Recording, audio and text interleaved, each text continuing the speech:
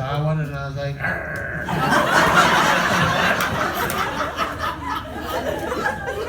I was going to give her an apple after. All right.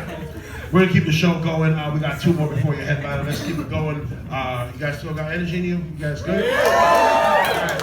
Well, let's keep it going, everybody. For Mr. Wardie LePan, everybody. Wardie LePan.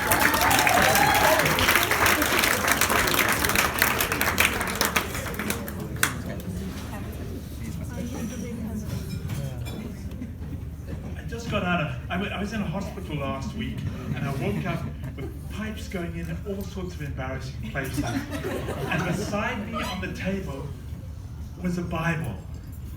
And it appears some volunteer thought that that's what I needed. It was terribly scary, at the same time annoying. And anyway, that night I was struggling to fall asleep, so I thought, I'll read the Bible. That's sure to put me to sleep. I was wrong.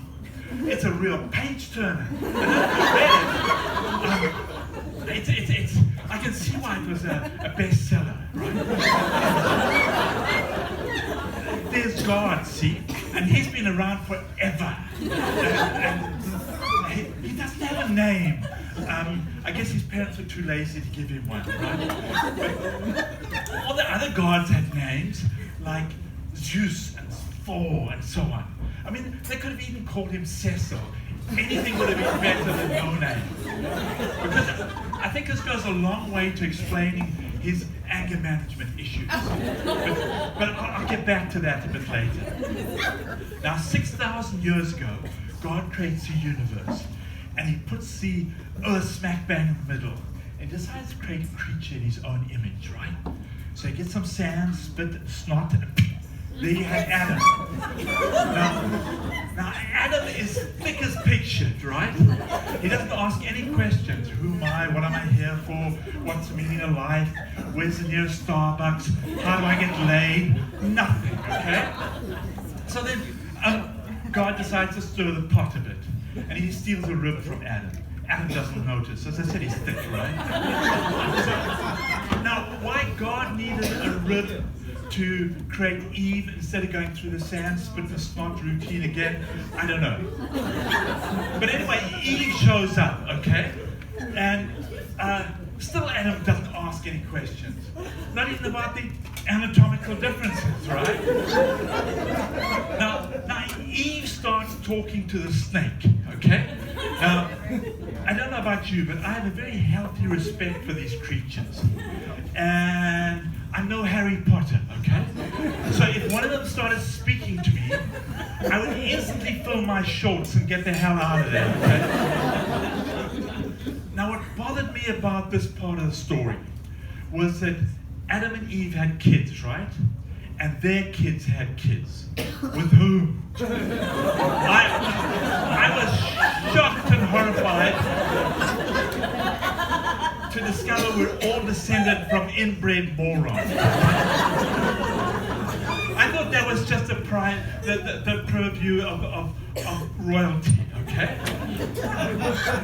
Now, 2,000 years later, after this has been going on for a while, God gets a bit annoyed because he feels people aren't giving him the love and devotion that he deserves, right? So what does he do? Mass genocide by drowning. And that includes all the land-based animals, other animals, as collateral damage. The fish must have thought this was hilarious. Okay?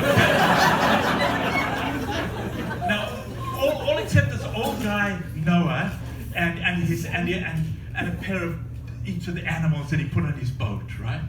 Now, when the flood subsided, all we were left with was Noah and his family, and we're back to that serious inbreeding all over again. Now, I decided to skip a large part of the next section because it was so full of God being angry about this, that, and the next thing. So I went to the last section to see how it all ended. So, spoiler alert for any of you who haven't finished reading the book, okay? Now,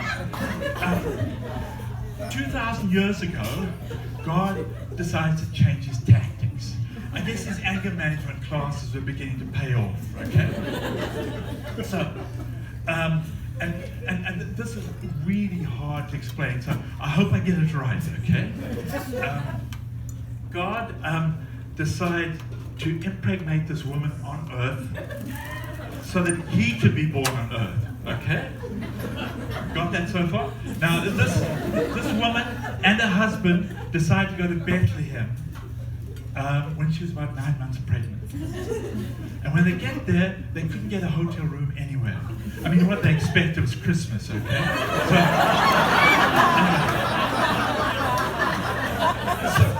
So God was born in a stable, and his parents decided to call him Jesus. Finally, he had a name. Even if it's the most common name in Latin America, he had a name. So he was really, really mellow. And he became so mellow that he got himself sacrificed to himself in order to absolve us all from the original sin that he'd condemned us all to. Hope you got that. Given how complicated that all is, it got me wondering, how come Christianity is way more popular than Judaism from which it sprang? And you know what I discovered? Circumcision. If as a male you want to get, you want to convert to Judaism, you have to get circumcised. The Christians decided to do away with that really early on in their recruitment game. And they never look back. Which all goes to show that even when it comes to religion, men think with their penises. Thank you very much.